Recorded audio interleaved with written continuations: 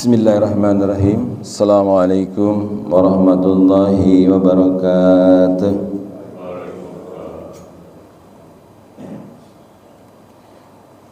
Innal hamdalillah nahmaduhu wa nasta'inuhu wa nastaghfir wa na'udzu billahi min shururi anfusina wa sayyiati a'malina. May yahdihillahu fala mudilla lahu wa may yudlil fala hadiya lahu. Asyhadu an la ilaha illallah wahdahu la syarika lah wa ashhadu anna Muhammadan abduhu wa rasuluh la nabiyya ba'dah. Allahumma shalli wa sallim ala sayyidina Muhammadin wa ala alihi wa sahbihi ajma'in, amma ba'd. Qala Allah ta'ala fi kitabil karim, a'udzu billahi minasy syaithanir rajim. Bismillahirrahmanirrahim. Wal asr innal insana lafi husn illa alladzina amanu wa amilus solihati wa tawasaw bil haqq wa tawasaw bis sabr. Wa qala aidan rabbi shrah li sadri wa yassir li amri wahlul 'uqdatam min lisani yafqahu qawli. Sadaqallahul azim wa sadaqa rasulun nabiyil karim wa ala zalika minas sahidin wasyakirin walhamdulillahi rabbil alamin. Jamaah salat subuh yang berbahagia, pertama-tama mari kita panjatkan puja dan puji syukur kehadirat Allah Subhanahu wa taala atas nikmat yang Allah berikan kepada kita semua. Alhamdulillah, pada pagi hari ini kita masih dalam keadaan sehat walafiat, diberikan keimanan untuk dapat hadir di tempat yang mulia ini.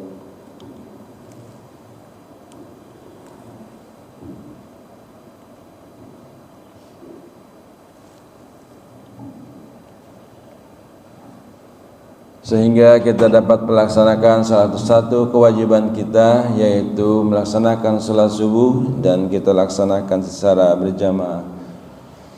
Salawat serta salam mari kita sama-sama sanjungkan ke baginda Nabi Muhammad sallallahu alaihi wasallam, keluarganya, para sahabatnya, dan mudah-mudahan kita menjadi umatnya yang selalu istiqomah menjalankan sunnah-sunnah beliau, dan kelak kita berharap mendapatkan syafaatnya di yaumil akhir. Yang kami hormati seluruh jajaran pengurus DKM Masjid Anas, jamaah sholat subuh yang dirahmati Allah. Pada pagi hari ini kita kembali menelusuri perjalanan perjuangan Nabi Muhammad SAW beserta para sahabatnya dalam rangka menegakkan agama Allah, yaitu Islam. Seperti kita ketahui sebelumnya bahwa kaum muslimin telah berhasil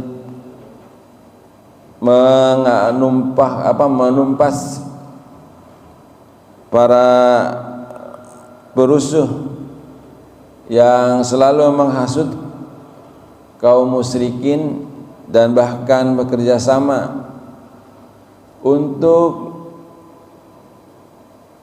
menghapus atau mencoba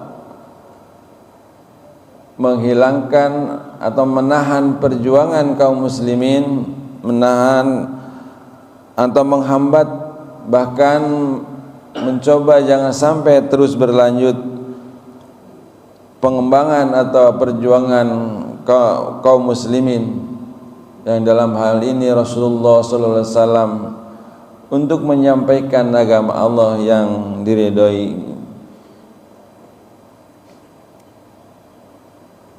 Baru saja kita masih dalam ingatan kita bahwa kaum muslimin telah berhasil menangkan peperangan dengan kaum Yahudi yang berada di Khaybar. Dengan kemenangan di Khaybar ini dan daerah sekitarnya, maka kaum muslimin memiliki kemampuan baik secara militer, juga dengan ghanimah hasil rampasan perang yang begitu berlimpah.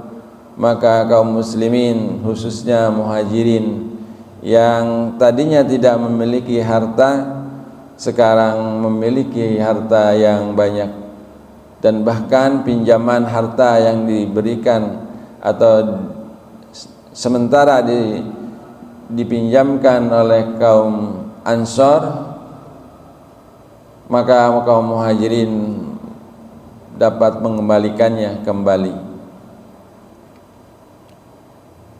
Akan tetapi bukan berarti kaum muhajirin dan Ansor menjadikan retak hubungannya, akan tetapi semakin erat dan semakin kuat untuk terus mengembangkan atau menyampaikan dakwah Islam ke seluruh penjuru dunia. Jamaah yang dirahmati Allah, pada pagi hari ini kita akan kembali melanjutkan perjuangan Rasulullah SAW setelah dapat mengalahkan kekuatan besar yang diantaranya adalah kaum Yahudi yang melakukan sekutu atau persekongkolan di dalam perang Al-Ahzab, yaitu salah satunya adalah Yahudi yang berada di Khaybar. Dan sekarang ada salah satu lagi kekuatan yang terus mengganggu perkembangan atau mengganggu situasi keamanan yang berada di kota Madinah, yaitu suku Baduy. Suku Baduy ini tidak seperti kaum Yahudi yang berkelompok menjadi kabilah-kabilah, tetapi mereka berpencar, akan tetapi selalu mengadakan gangguan, bahkan tidak segan membunuh umat muslim. Oleh karena itu Rasulullah SAW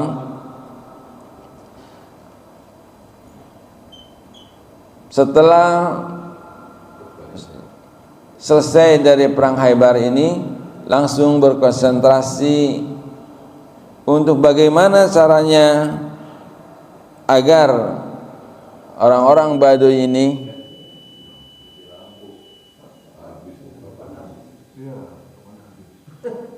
tokennya habis. Alhamdulillah.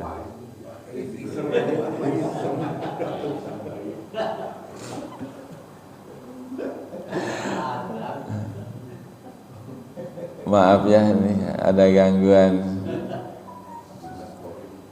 tapi Allah menyelamatkannya cuma beberapa detik saja. Baik, kita lanjutkan kembali apa yang akan kita bahas pada pagi hari ini. Jamaah yang dirahmati Allah, pada saat ini Rasulullah SAW, yaitu tepatnya di tahun 7 Hijriah, setelah terjadinya perjanjian Hudaybiyah ini, Rasulullah SAW yang telah berakhir atau baru saja selesai dari perang Khaybar ini langsung berkonsentrasi untuk menyelesaikan gangguan yang datang dari orang-orang Baduy.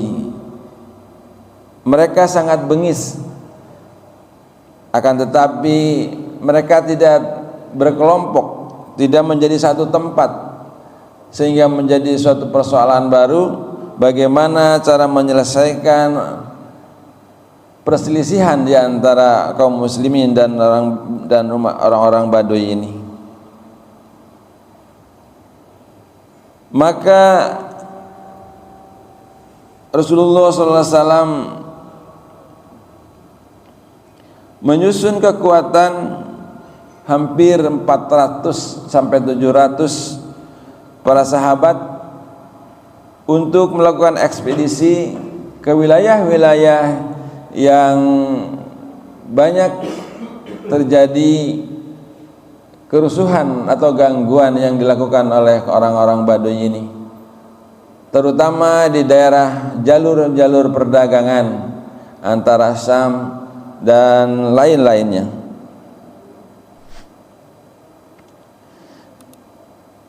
Jamaah yang dirahmati Allah, ancaman dari suku Baduy ini tak lain adalah orang-orang atau suku Ghatafan yang bersekutu waktu itu untuk merencanakan mengganggu umat muslim di kota Madinah. Mereka tinggal di sekitar daerah Najd dan menjadi ancaman serius karena sering memprovokasi suku-suku lain untuk memusuhi Islam. Oleh karena itu, keamanan di wilayah Madinah masih terus terganggu. Akhirnya Rasulullah SAW memutuskan untuk bertindak terlebih dahulu sebelum mereka melakukan serangan-serangan yang berbahaya bagi kaum muslimin.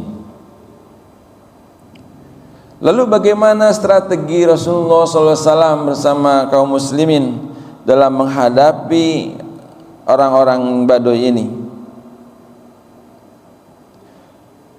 Maka seperti saya sampaikan tadi sedikit di depan, Rasulullah SAW memimpin sekitar 400 sampai 700 orang sahabat. Menurut riwayat, mereka mendatangi wilayah musuh tersebut. Beliau mengambil langkah proaktif dengan menyerang mereka sebelum mereka menyerang Madinah.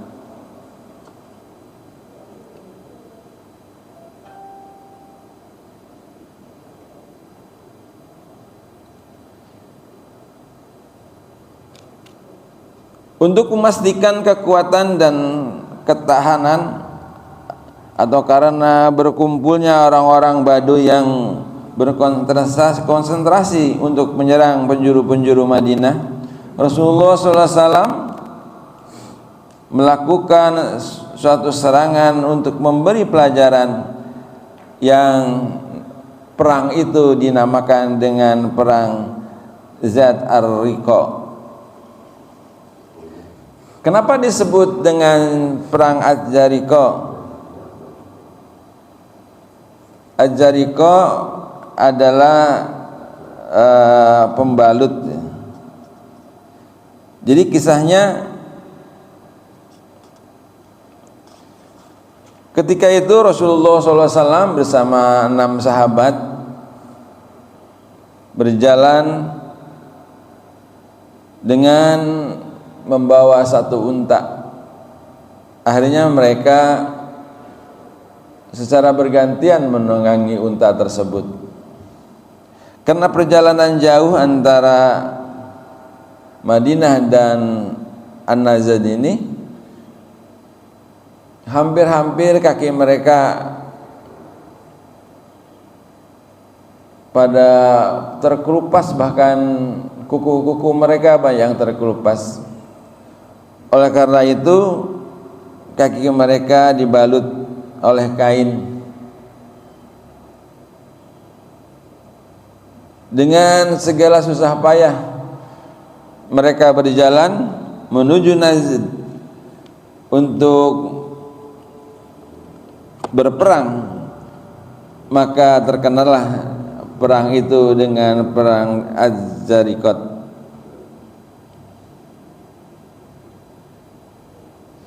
Di dalam Sahih Bukhari juga dijelaskan, Jabir berkata, kami bersama Rasulullah SAW pada perang Zat Ar-Riqa ini, tatkala kami sampai pada pepohonan dan yang rindang, kami tinggal di pohon-pohon, bawah pohon tersebut.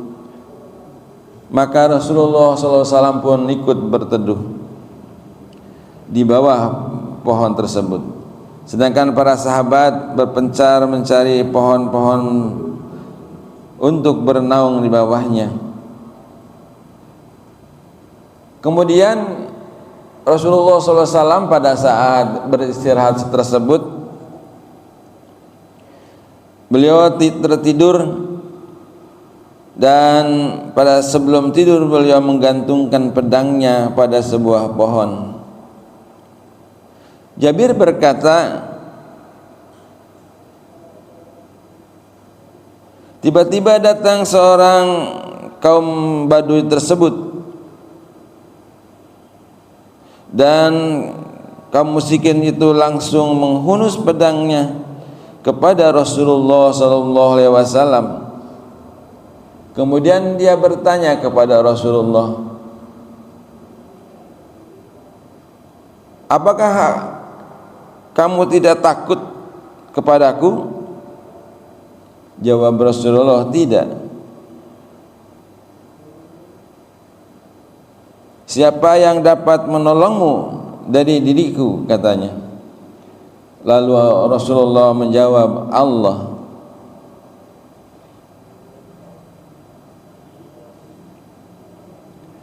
Jabir berkata, kemudian Rasulullah SAW memanggil kami, dan tatkala kami datang, kami dapati di sisi beliau seorang Arab Badui sedang duduk.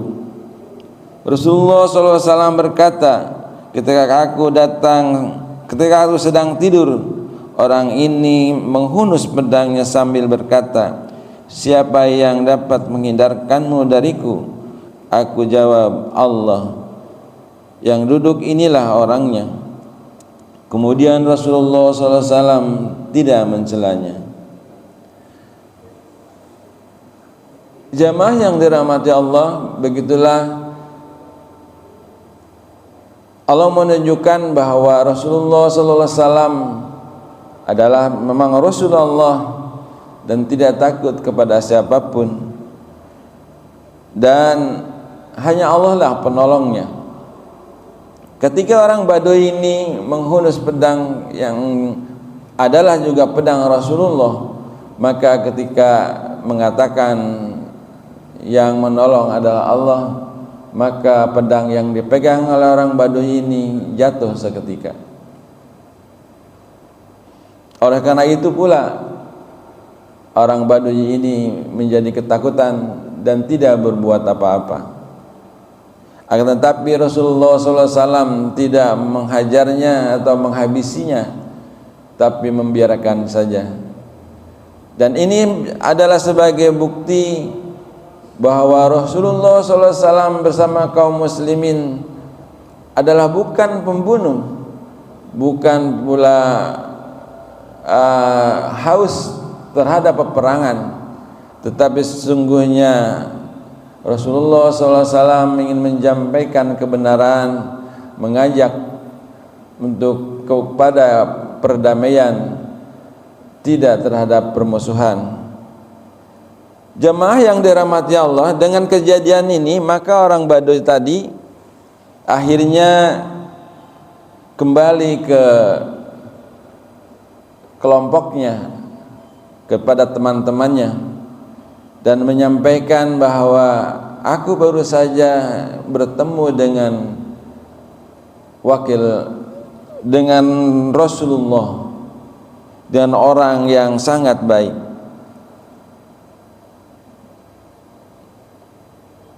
Walaupun di dalam cerita ini bahwa orang Badui ini akhirnya masuk Islam.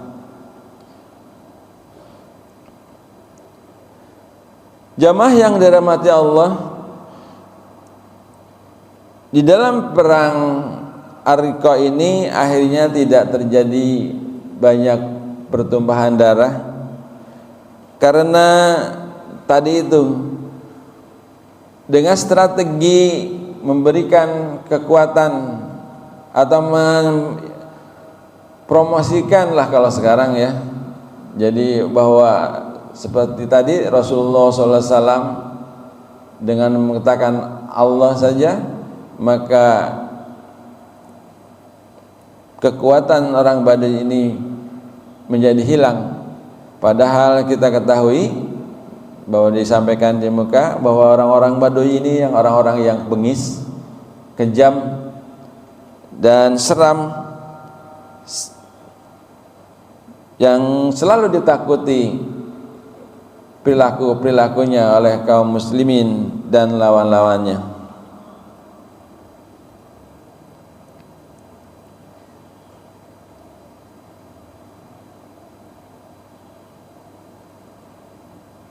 Taktik yang disampaikan atau yang dilakukan oleh Rasulullah SAW ini bersama kaum muslimin, bergerak dengan cepat dan rahasia untuk mengejutkan musuh sehingga mereka tidak sempat mengatur strategi balasan. Ini akhirnya kaum Baduy ini tidak sempat lagi untuk melakukan strategi-strategi melawan kaum muslimin. Tapi ada yang perlu kita perhatikan, bahwa selama perang Rasulullah SAW memimpin sholat khauf, sholat dalam keadaan perang, dengan cara sebagian pasukan melindungi sementara yang lain sholat bergiliran. Hal ini menunjukkan pentingnya menjaga hubungan dengan Allah meskipun dalam situasi yang sangat genting ini. Ini juga lah yang menjadikan bahwa ada salat khauf ketika dalam keadaan genting. Jamaah yang dirahmati Allah, hasil peperangan Dzat Ariqa ini, ketika kaum muslimin tiba di lokasi musuh merasa gentar dan akhirnya melarikan diri ke bukit-bukit, meninggalkan wilayah mereka. Ini menunjukkan kemenangan bagi kaum muslimin tanpa harus bertempur secara besar-besaran. Ini pula menjadikan perang ini berhasil memberikan pesan tegas kepada suku-suku di sekitar Najd bahwa umat Islam siap membela diri kapan saja.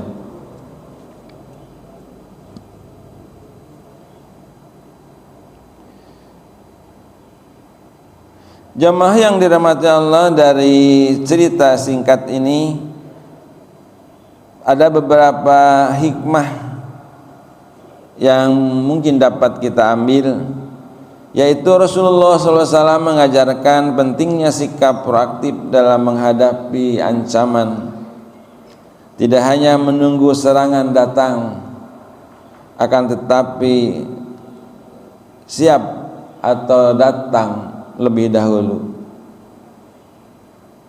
Pasukan muslim menunjukkan kedisiplinan dan kesatuan yang kuat di bawah kepemimpinan Rasulullah SAW. Dan yang lebih penting adalah dalam situasi apapun, salat dan doa tetap menjadi prioritas utama sebagai wujud bertawakal kepada Allah Subhanahu wa taala.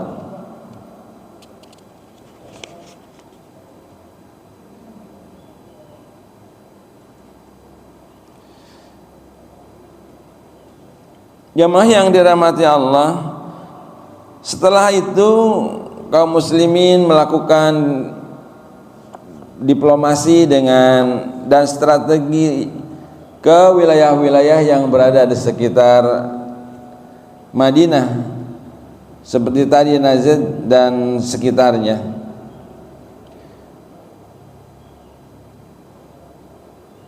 Setelah kemenangan atau keamanan dapat dilakukan meliputi tanah Arab dan kaum muslimin yang dapat dengan mudah menanggulanginya segala kerusakan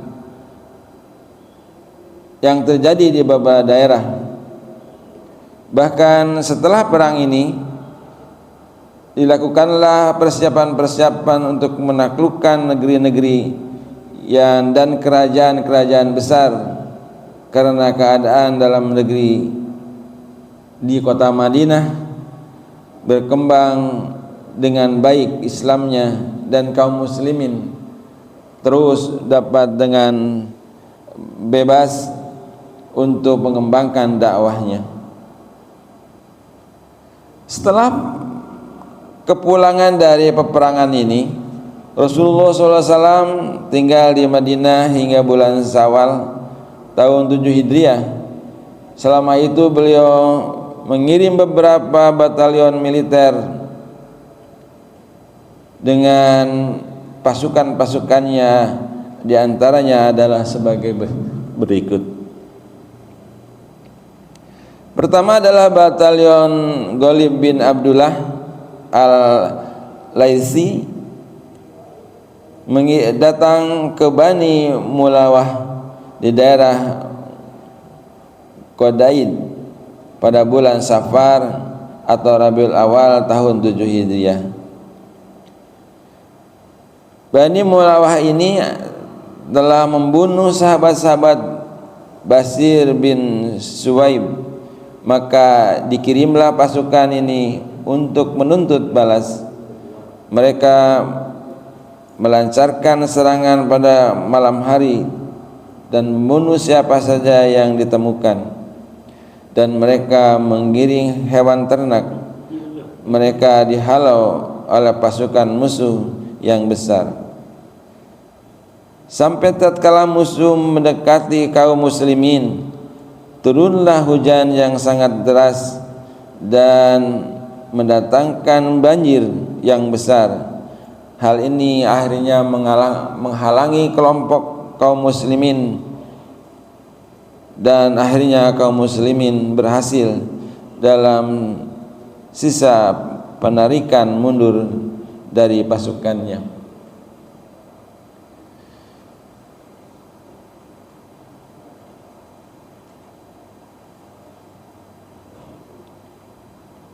Jamaah yang dirahmati Allah,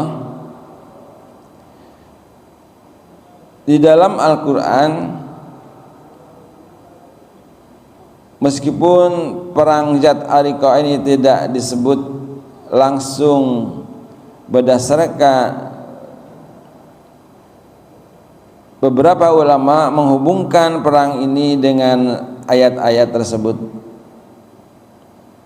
Di antaranya adalah di dalam surat An-Nisa ayat 102, yang artinya saya bacakan, dan apabila kamu berada di tengah-tengah mereka,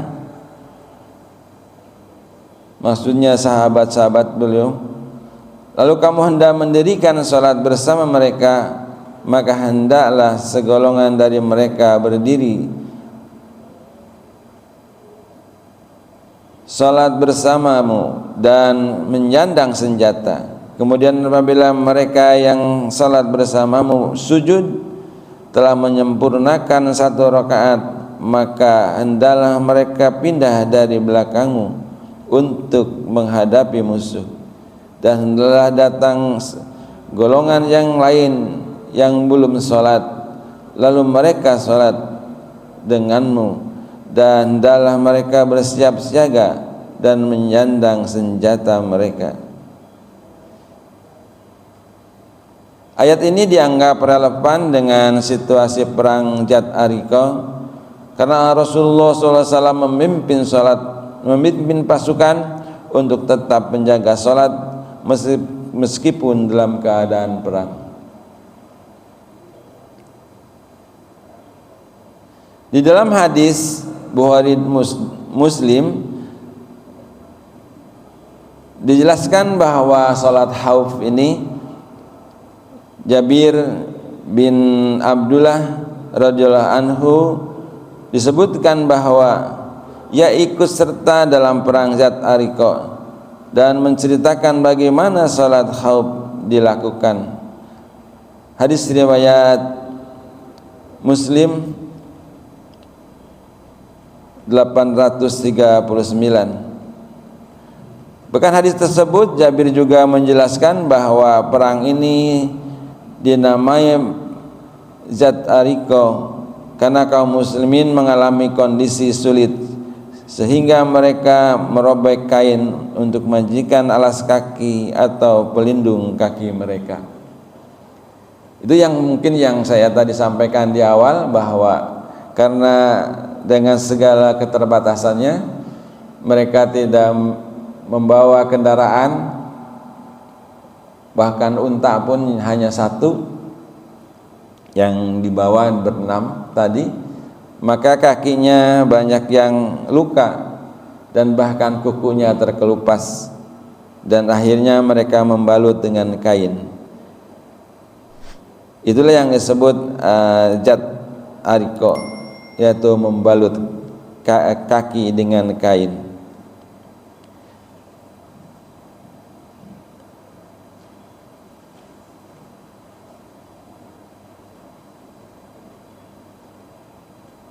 Keberanian pasukan kaum muslimin, di dalam riwayat lain bahwa Jabir radhiyallahu anhu ia menceritakan bahwa kaum muslimin dalam perang Jat Ariqah sangat terbatas perbekalannya, tetapi mereka tetap berjuang dengan penuh keimanan.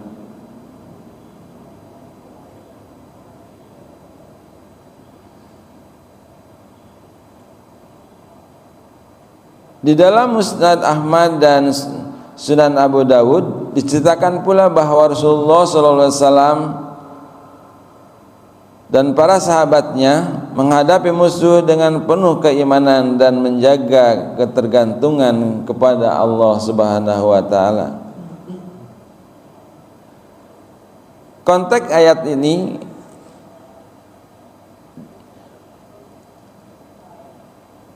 adalah menunjukkan tentang salat khauf adalah suatu hal yang penting, menjaga hubungan dengan Allah dalam keadaan situasi sulit.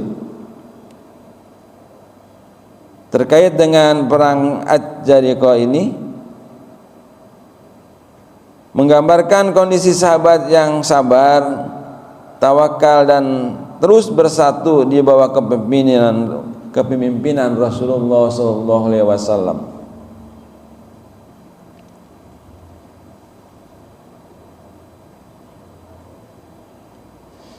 Jamaah yang dirahmati Allah,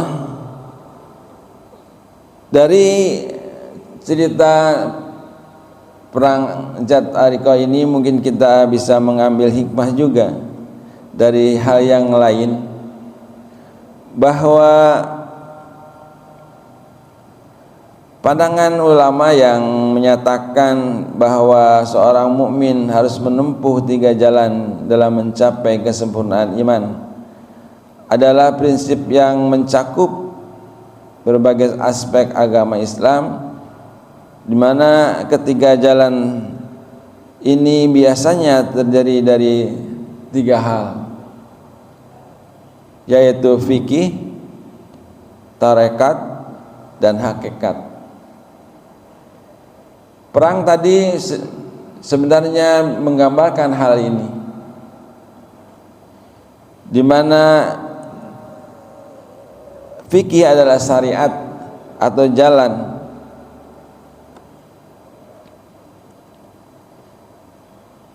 yang menyatakan hukum-hukum tentang misalnya sah atau tidak sahnya sholat, batal wudhu misalkan. Sedangkan tujuannya adalah memastikan setiap amal ibadah sesuai dengan tuntunan syariat agar diterima oleh Allah Subhanahu wa taala. Di dalam contoh penerapannya, sah dan tidak sahnya sholat, belajar tentang syarat dan rukun sholat tersebut, menjaga kehalalan harta, memahami muamalah yang sesuai dengan hukum Islam. Oleh karena itu, untuk mendalami hukum fikih ini atau fikih ini diperlukan ulama yang ahli di dalam fikih.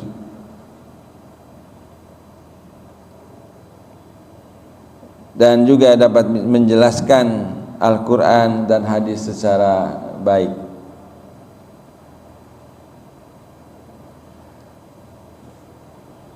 Kemudian jalan kedua adalah tarekat atau tazkiyah, adalah jalan atau metode untuk memperdalam aspek spiritual dalam beribadah. Fokusnya adalah membersihkan hati dan jiwa atau tazkiyatun nafs. Jalan ini berhubungkan dengan bagaimana meningkatkan kekhusyuan dalam beribadah dan mendekatkan diri kepada Allah Subhanahu wa taala. Untuk mencapai keikhlasan dan kekhusyuan di dalam beribadah serta membersihkan hati dari sifat tercela seperti riya dan sombong juga hasad. Di dalam penerapannya, khusyuk dalam salat misalnya, memusatkan hati dan pikiran hanya kepada Allah saat beribadah, meningkatkan zikir dan doa untuk mendekatkan diri kepada Allah.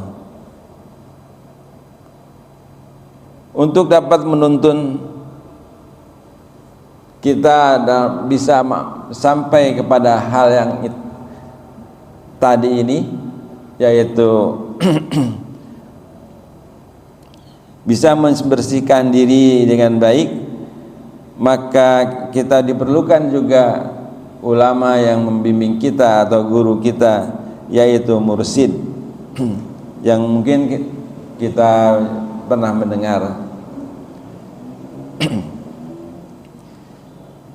Seorang mursyid atau membimbing tarekat yang dapat memberikan arah dalam membangun hubungan spiritual dengan Allah berdasarkan tuntunan Islam. Kemudian yang ketiga adalah hakikat. Adalah definisinya terdalam dari Islam yang berkaitan dengan makna dan tujuan sejati dari ibadah dan hubungan dengan Allah. Hakikat menekankan pemahaman tentang kebenaran Allah dan pencapaian ma'rifatullah, mengenal Allah. Tujuannya adalah untuk merasakan kehadiran Allah di dalam setiap aspek kehidupan dan menyadari hakikat dari semua amal yang dilakukan. Contohnya, salat bukan sekedar gerakan fisik, melainkan pertemuan rohani dengan Allah. Mencintai Allah di atas segala hal, sehingga semua amal lahir dan batin hanya untuk Allah semata. Untuk mencapai ini diperlukan bimbingan atau seorang guru atau ulama yang dapat membimbing rohani kita yang memahami ilmu hakikat, seperti para sufi yang istiqomah dalam akidah dan syariat.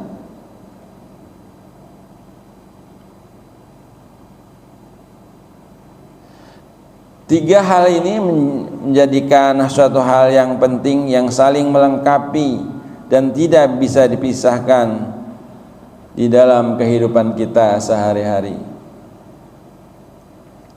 Oleh karena itu, perang Ariqah ini yang ditunjukkan oleh Rasulullah SAW bahwa dalam segenting apapun, bahwa salat menjadi yang tetap harus dilaksanakan, karena hanya satu-satunya yang dapat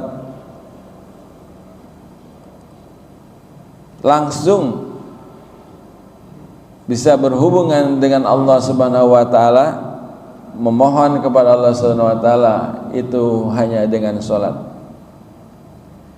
Kalau kita misalkan di luar salat berdoa, maka itu tidak langsung hubungannya.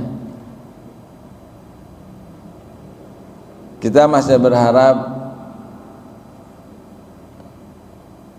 dengan selalu di depannya kita menyampaikan sholawat kepada Rasulullah sallallahu alaihi wasallam, maka doa kita masih diperlukan sarana untuk bisa sampai kepada Allah Subhanahu wa taala. Akan tetapi di dalam sholat, maka itu adalah kita langsung berbicara kepada Allah Subhanahu wa taala.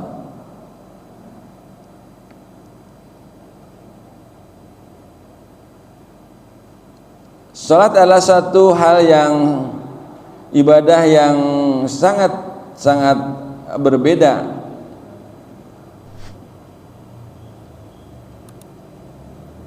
perilakunya, di mana apabila kita sedang sholat, maka kita tidak boleh berbicara, yaitu dengan takbiratul ihram, dengan mengucap Allahu Akbar, maka segala yang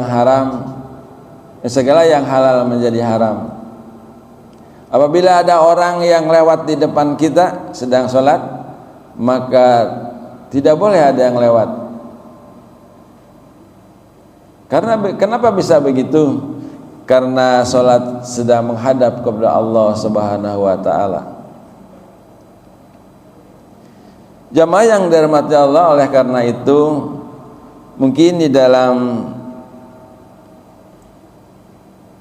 penjelasan pagi ini terkait dengan perang Jat Ariko, sesungguhnya kita bisa melihat hikmah yang mungkin dapat kita ambil, yaitu mari kita sama-sama meningkatkan kekhusyuan kita di dalam sholat dan memahami sesungguhnya apa arti sholat tersebut. Karena tadi bahwa segenting apapun dalam perang, tetapi kita harus tetap mengingat Allah Subhanahu wa taala. Bahwa disitulah berserah diri kepada Allah lebih penting.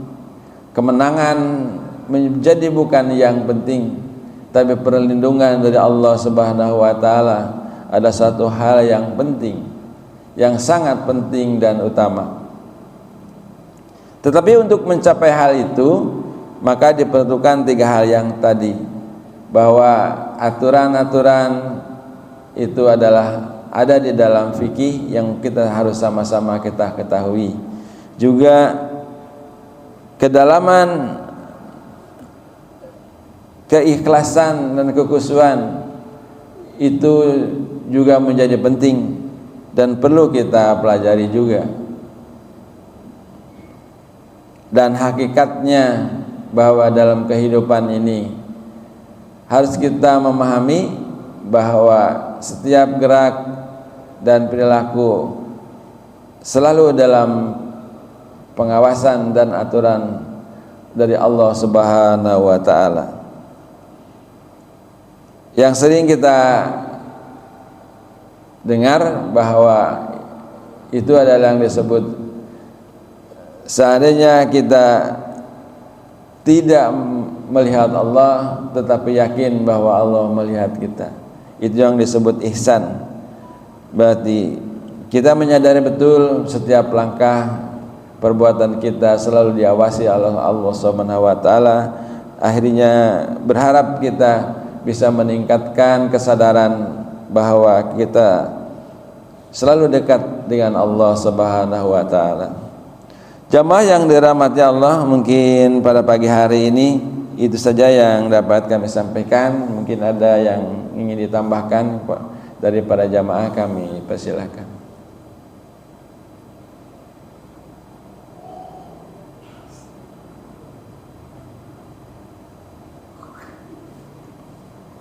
Ini pada tidur semua. Iya. Sambil menunggu waktu suruk, baiklah saya simpulkan, karena tadi sedang istirahat semua.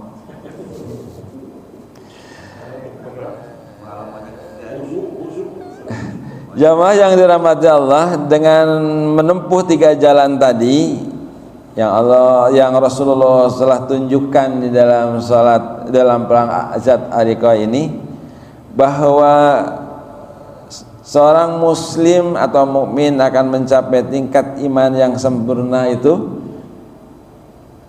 adalah mengikuti aturan Islam yang sering kita bilang syariat atau fikih, yang kemarin masih dibahas sama Ustadz kita, belum selesai ya, masih panjang.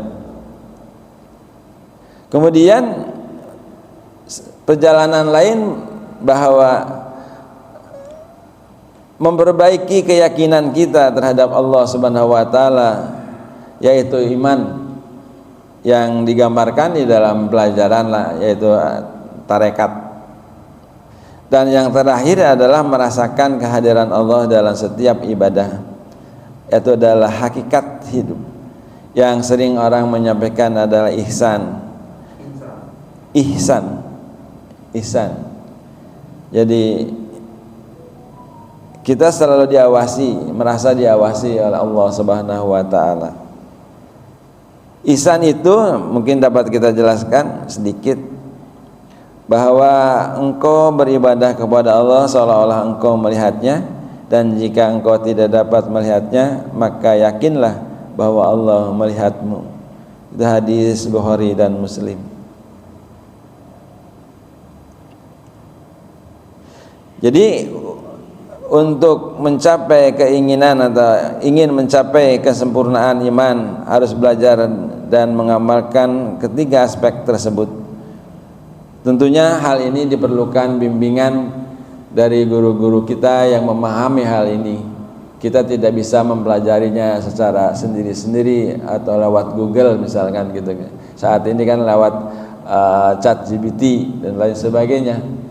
Tetap kita diperlukan guru pembimbing kita yang mampu atau memiliki pengetahuan terkait dengan 3 hal tadi. Kita baru saja belajar fikih dengan Ustaz Rahmat Subari, dan mungkin nanti Pak Ustaz perlu juga diperdalam tadi yang terkait dengan tarekat dan hakikatnya ya, sehingga kita tidak ya ada khusus lah gitu. Tapi mudah-mudahan apa yang kita lakukan ini juga bisa mencapai apa yang disampaikan para ulama tersebut. Karena ada ulama-ulama memang menyampaikan bahwa ya harus belajar. Karena Allahu Akbar itu nggak nyampe katanya gitu. Nggak nyampe, dekatnya dengan Allah itu nggak nyampe. Itu perlu belajar yang namanya tarekat gitu, hakikat dan ma'rifat itu. Karena kalau tadi Allahu Akbar adalah tarekatnya, fikih, jalannya gitu, jalannya mendekat Allah ya Allahu Akbar. Tapi ma'rifatnya seperti apa gitu. Nah itu mungkin nanti Ustaz Rahmat Sobari yang bisa menyampaikan hal ini, karena mungkin insya Allah beliau sudah memahami lebih jauh. Itu saja yang dapat kami sampaikan. Lebih kurangnya kami mohon maaf. Mari kita tutup dengan doa kafarat majelis. Subhanakallahumma wa bihamdika asyhadu an la ilaha illa anta astaghfiruka wa atubu ilaik. Billahi taufiq wal hidayah. Assalamualaikum warahmatullahi wabarakatuh.